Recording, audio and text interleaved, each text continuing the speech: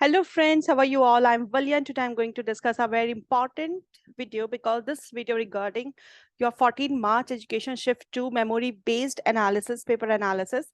So इसमें क्या हुआ था कि जिस तरह का पेपर 1 पेपर 2 आया वो मैंने चीजें जितनी मुझे याद थी मैंने लिखी है। मैं ऑलरेडी क्वालिफाइड हूँ, नेट क्वालिफाइड हूँ, लेकिन ये एग्जाम में सिर्फ इसलिए देखे ताकि मुझे एग्जैक्टली आइडिया हो कि क्या अपडेशंस आने हैं हमारे एग्जाम्स में और किस तरह का पेपर पैटर्न। इस बार पेपर पैटर्न बहुत चेंज हुआ है। इनफैक्ट जो पेपर 1 था वो बहुत ज्यादा इजी था, आई कैन बिलीव दिस।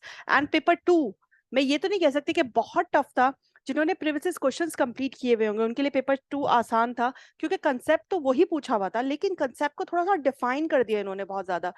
अभी हम आगे पढ़ाएंगे, मैं बताऊंगी तो आपको बताऊंगी उसमें एक एक क्वेश्चन में किस किस तरह से इन्होंने डिफरेंसेस दिए हुए थे।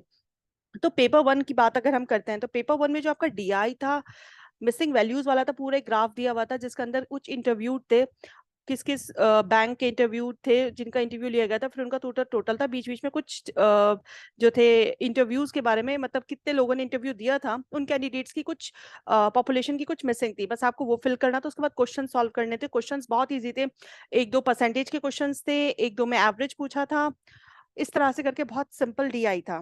टाइम टेकिंग था क्योंकि कैलकुलेशन थी, पहले आपको यहाँ की कैलकुलेशन कंप्लीट करनी थी, जो मिसिंग वैल्यूज थी उनको पूरा करना था, फिर आपको करना था।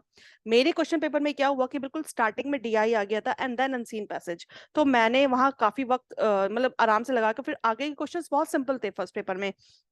अनसीन पैसेज 2018 का जुलाई का अनसीन पैसेज आसान आया था क्योंकि वो हमारा ऑफलाइन था। उसके बाद दिसंबर 2018 से क्या था कि आपका ऑनलाइन स्टार्ट हो गया था। तब से प्रॉब्लम क्या आती थी अनसीन पैसेज सॉल्व करने में कि अनसीन पैसेज को राइट डाउन लेफ्ट राइट आपको स्क्रॉल डाउन करके देखना पड़ता था स्क्रीन पे। लेकिन इस बार जो अनसीन पैसेज आया है वो बिल्कुल सिंपल सा अनसीन पैसेज था, बिल्कुल मीन्स बस दो पैराग्राफ्स, हार्डली ना आपको लेफ्ट राइट करना था ना आपको अप डाउन करना था। लैंग्वेज बहुत इजी थी, क्वेश्चंस बहुत इजी थे। तो फर्स्ट पेपर तो मतलब डीआई और इनसी पैसेज अनएक्सपेक्टेडली सिंपल था। उसके बाद जो क्वेश्चंस थे वो इंटरनेशनल सॉलर अलायंस के लैंग्वेज क्वेश्चंस पूछी गई थी, चाइनीज, स्पेनिश, इंग्लिश, हिंदी, इस तरह से ऑप्शंस थे। फिर आपका कम्युनिकेशन था, कम्युनिकेशन पे क्वेश्चन आया हुआ था। और millennium development goal and sustainable development goal में आपका असर्शन ए रीजन ए वाले क्वेश्चन आए हुए थे। ठीक है, और वो बहुत इजी था। क्वालिटेटिव रिसर्च पे क्वेश्चन था। फर्स्ट क्वेश्चन जो था मेरी स्क्रीन पे वो dynamic RAM and static RAM के रिलेट करता हुआ था। एक क्वेश्चन आया था आपका नेशनल डिजिटल रिपोजिटरी पे करके, कुछ ऑप्शंस दिए हुए थे इसमें, वो आपको सिलेक्ट करने थे। फिर क्वेश्चन आया था आपका कॉन्ट्रेरी, जैसे हम कह सकते हैं लॉजिकल रीजनिंग से था। एईआईओ के कंसेप्ट पे क्वेश्चन आया था, ये भी आपका अगेन लॉजिकल रीजनिंग से क्वेश्चन था। इंडियन लॉजिक में क्वेश्चन आया था अवायद तहरीकी करके कुछ था, केवलिया, वो इस तरह का क्वेश्चन जो इनकी डिफरेंट डिफरेंट लैंग्वेजेस होती हैं, मिडिल टर्म के ऊपर था वो क्वेश्चन। और एक टीचर ट्रेनिंग आवर्स पूछे गए थे according to new education policy 2020। तो ये क्वेश्चन, ये था आपका पूरा कंप्लीट पेपर 1 के बारे में जितना मुझे लर्न था। It's all about memory based. फिर आता है हमारा पेपर 2 विच इज, हम कह सकते हैं कहीं ना कहीं डिफिकल्ट था क्योंकि क्वेश्चन को बहुत डिफाइंड उसमें पूछा गया था। अब देखिए इसमें स्टार्टिंग में अनसीन पैसेजेस आए थे जिसमें फर्स्ट जो था वो बहुत इजी था, सेकंड थोड़ा ट्रिकी था। फर्स्ट किस पे था? फर्स्ट जो था वो महात्मा गांधी के ऊपर था, और उसमें एक क्वेश्चन इन्होंने अलग से डाल दिया था एजुकेशन कमीशन से रिलेटेड, कमीशन से बेस्ड था। मैं ये बहुत इजी था अनसीन पैसेज। और सेकंड जो था वो भी इजी था लेकिन क्वेश्चंस उसके ट्रिकी थे। एक तरह से हम कह सकते हैं टाइम टेकिंग है क्योंकि बार बार आपको पढ़ना पड़ता है उसको ना लैंग्वेज के बेसिस पे। ठीक है, डिसकैलकुलेट पे क्वेश्चन था, हम जानते हैं डिफिकल्टी ऑफ कैलकुलेशन है, लेकिन इसको इन्होंने इतना डिफाइंड वर्जन में दिया हुआ था। नंबर डील करने में बच्चे को दिक्कत होती है, नंबर प्लेस करने में दिक्कत होती है, इस तरह के क्वेश्चन इसमें ज्यादा पूछे हुए थे। डीलिंग में प्रॉब्लम है, प्लेसिंग में प्रॉब्लम है, रीडिंग में प्रॉब्लम है, रीडिंग में प्रॉब्लम नहीं होती, सिर्फ कैलकुलेशन में प्रॉब्लम होती है। तो इस तरह के क्वेश्चन थे। टीचर्स ट्रेनिंग के ऊपर क्वेश्चन था, इंडक्शन ट्रेनिंग पे आपके क्वेश्चन आए थे। एक क्वेश्चन जो डिफरेंट था वो था फाउंडेशंस ऑफ एजुकेशन बुक, इसमें इन्होंने ऑप्शंस दिए हुए थे जॉन डीवी, किक पैट्रिक, और एक दो और थे डिफरेंट से।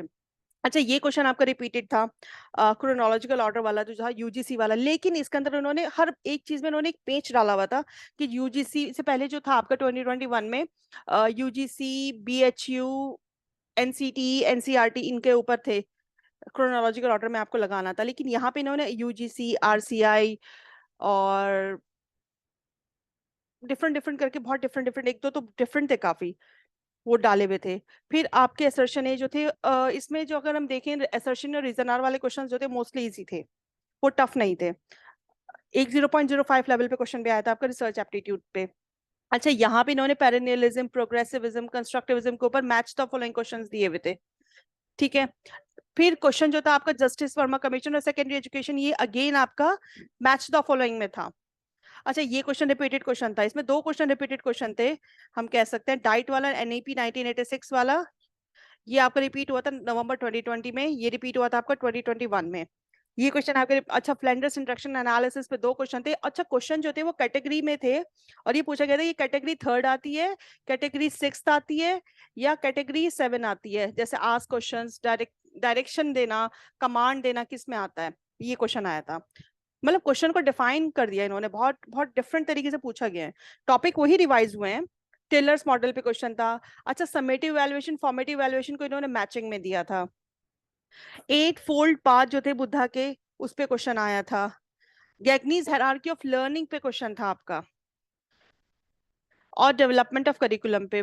अभी फिलहाल मेरे को इतना ही याद है बस। और आप कह सकते हैं कि पेपर जो था मॉडरेट टू डिफिकल्ट हम कह सकते हैं इस क्वेश्चन को। इट्स नॉट वेरी इजी, क्योंकि अगर एक सिंपल कंसेप्ट भी इन्होंने पूछा था तो उसको भी इन्होंने बहुत डिफाइंड, उसमें बहुत एक्सप्लेनेटरी उसमें पूछा गया था। टाइम टेकिंग था आपका पेपर 2। पेपर 1 बहुत इजी था, बहुत जल्दी कवर हो गया था, but overall paper moderate to difficult हम कह सकते हैं। सो आई विश कि ये आपके लिए काफी हेल्पफुल हो मेरी वीडियो। एंड प्लीज मेरे को कमेंट सेक्शन में बताइएगा अगर आपको कुछ पूछना हो तो। And please like share subscribe my channel. Thank you, have a nice day.